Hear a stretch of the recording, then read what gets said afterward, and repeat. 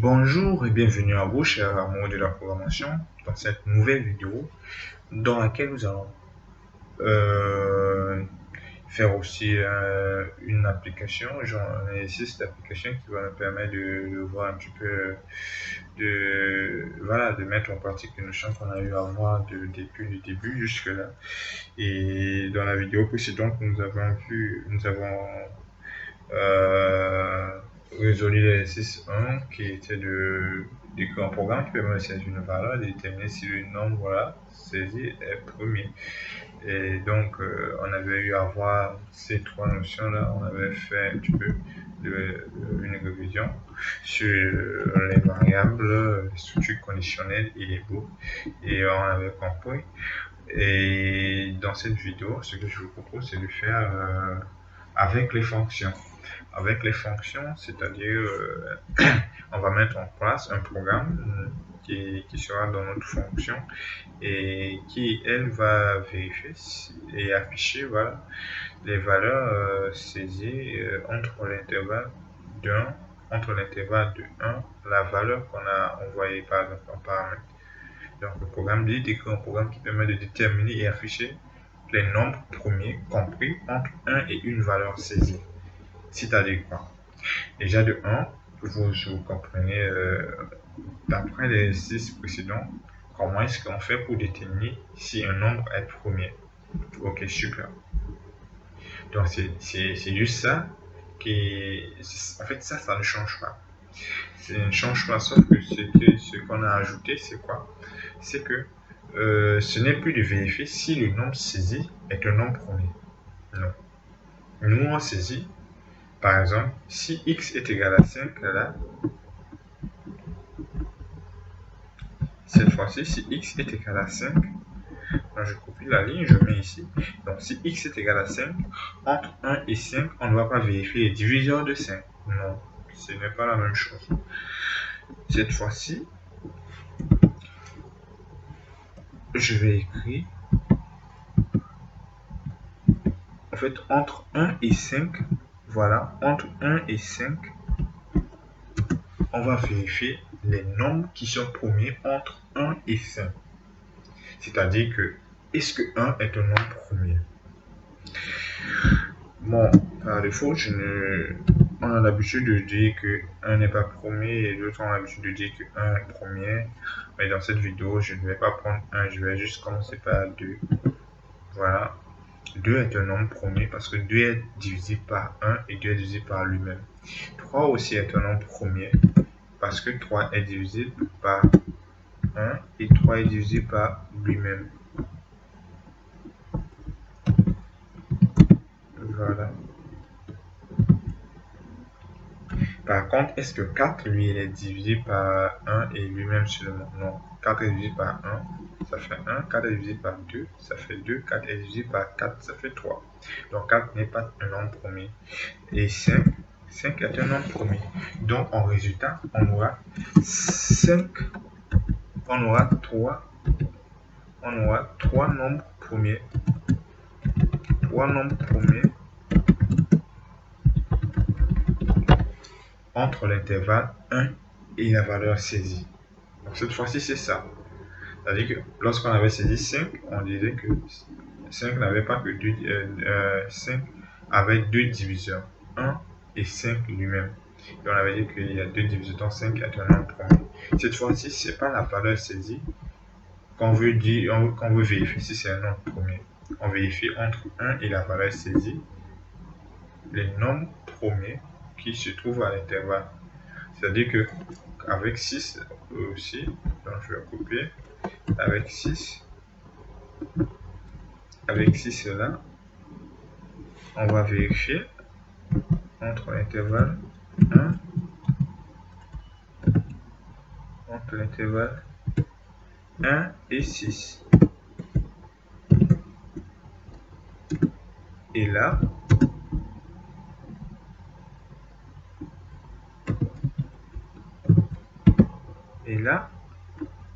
on voit que voilà, 2 est un nombre premier, 3 est un nombre premier, 5 est un nombre premier et 6 n'est pas un nombre premier. Donc, pour 6, on aura aussi les mêmes nombres. 2, 3, 4, 2, 3, 5 sont des nombres premiers. Donc voilà ce qu'on nous a demandé de faire dans cet exercice. Et donc voilà la différence, c'est juste que ce n'est pas de vérifier la valeur saisie ce n'est pas de vérifier si la valeur saisie est un nombre premier, mais de vérifier entre l'intervalle 1 la valeur saisie et d'afficher les nombres premiers qui se trouvent dans cet intervalle. Donc on va faire des fonctions. Moi je vais juste modifier l'exercice là que on avait fait. Déjà, on sait déjà ce que c'est qu'un nombre premier. Voilà. Voilà. Donc, on va juste créer une fonction qui se trouve là. Une fonction qui ne va rien retourner. Mais, on va dire, il va dire vérif nombre. J'utilise les kamikazes. Vérif nombre premier. Et là, en paramètre, on envoie une valeur qui va vérifier l'intervalle entre 1 et la valeur. Et là, nous, on n'aura plus besoin de val puisque val sera un paramètre. Du coup, là, on n'aura plus besoin de tout ça. On va saisir la valeur, on fait le contrôle. Et oui, il faut faire quoi? Faire ça.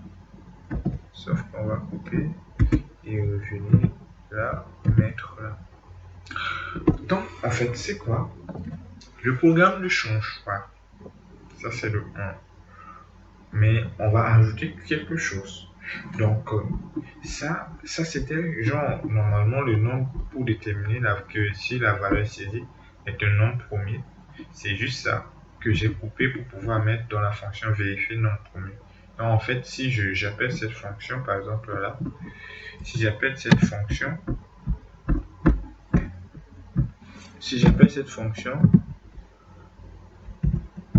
et que j'envoie val, en réalité, il ne va pas me résoudre l'exercice 2 là, qui est de déterminer et afficher le nombre premier qu'on peut entre 1 et intervalle, parce que ici, on est toujours en train de vérifier si la valeur saisie est un nombre premier. Parce qu'on a fait quoi? On a saisi une valeur, on a envoyé à la fonction, et la fonction, quand elle reçoit la valeur, elle vérifie si la valeur est première. Nous, on doit vérifier entre l'intervalle 1 et la valeur saisie les nombres qui sont premiers et de les afficher. Voilà. Donc, ici,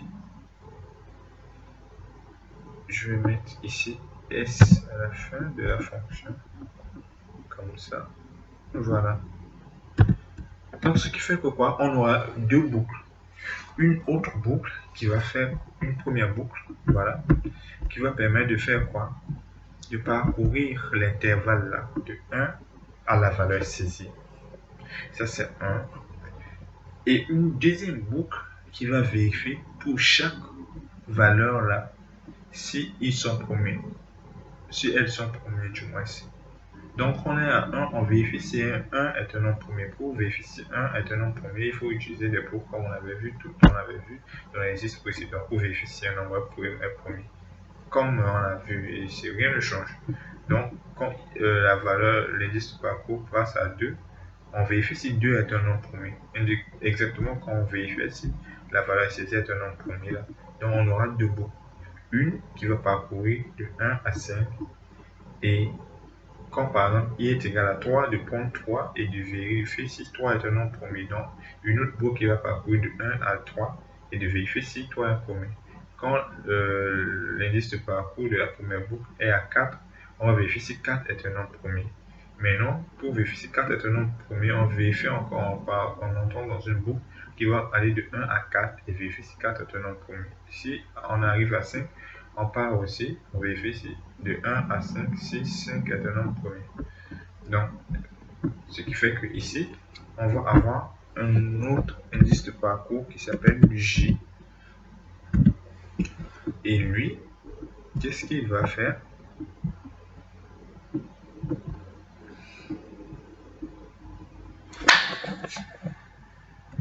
Voilà.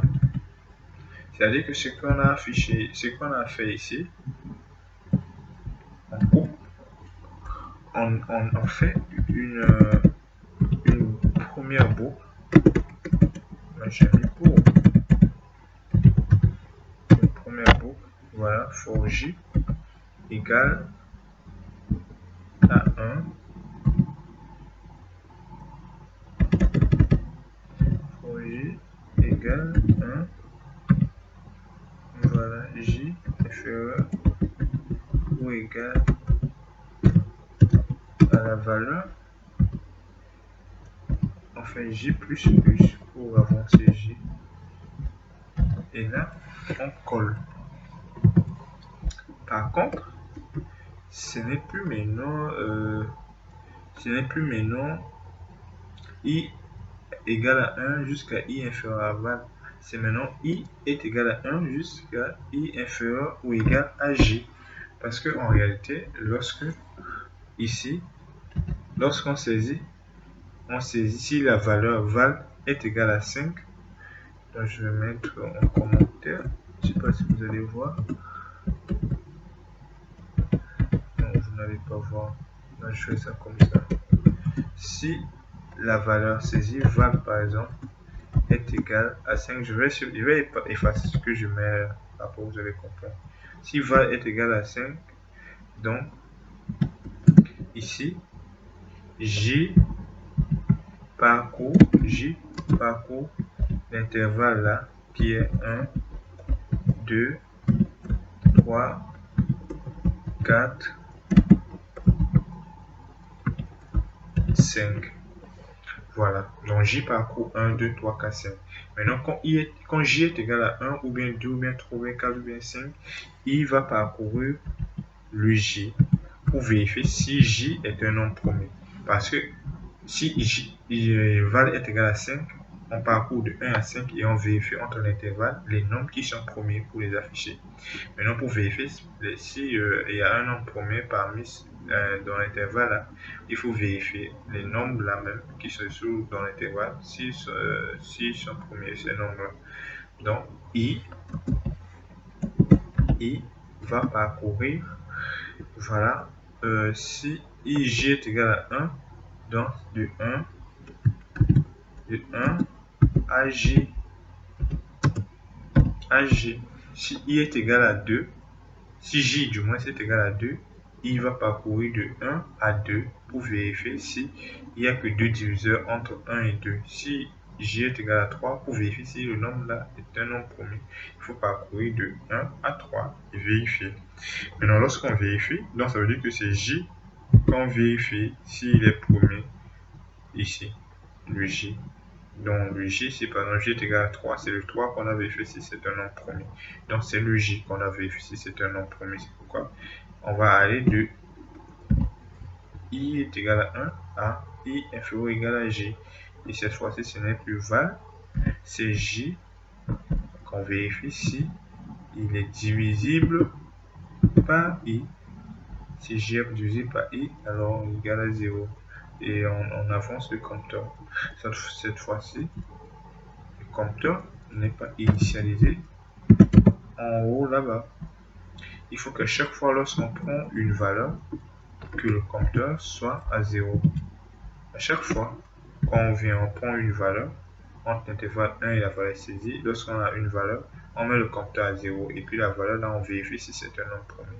Et si c'est un nombre premier, on l'affiche et on prend une autre valeur, on vérifie si c'est un nombre premier. Et si c'est un nombre premier, on le vérifie. Voilà. Après, on avance ainsi de suite. On prend un autre. Et le compteur revient à 0 à chaque fois avant de pouvoir déterminer si le nouveau nombre est un nombre premier. Voilà. Et ici, ce n'est plus val, c'est J qu'on doit afficher. C'est J. Voilà. Du coup, lorsque on compile, On compile avec F9. Voilà. Donc, on va venir toujours faire le test avec les deux valeurs qu'on a eu ici. Genre le 5, le 6, voilà. Je fais 5.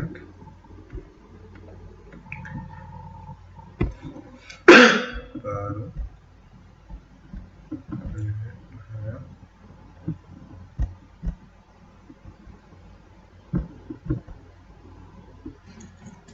Voilà, si je tape Entrée, ok, il y a un petit souci. Ici, dès qu'on a saisi la valeur, on a envoyé ici. Et ici, j'avais dit que c'est val et j'ai mis J. C'est pourquoi ils vont dans une boucle. Voilà. Et on va parcourir de 1 à la valeur saisie. Voilà. Si je mets 5, je vais faire la même chose encore que tout à l'heure.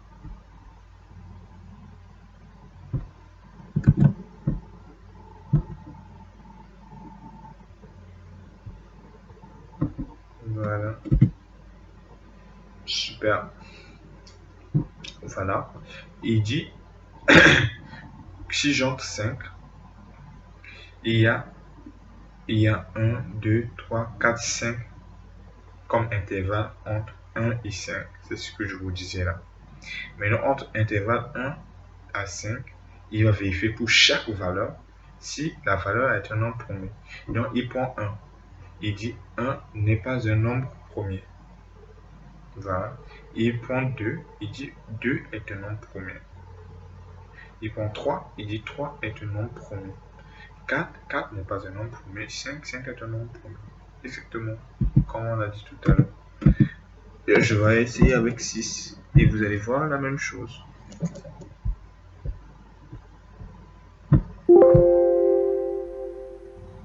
C'est ce fichier que je dois compiler.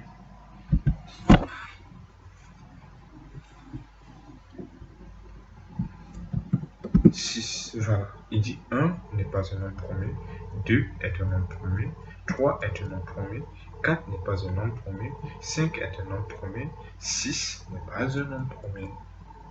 Donc voilà les amis, comment il faut comprendre et comment est-ce qu'il faut commencer un exercice. Donc il faut d'abord réfléchir à comment la chose marche, comment, comme je l'ai dit dans l'exercice précédent, il faut juste comprendre comment les choses fonctionnent. Si vous connaissez les étapes du fonctionnement, de l'exécution du programme, pour vous en sortir, vous n'aurez pas vraiment de soucis vraiment à résoudre les programmes ou bien les problèmes que vous allez avoir.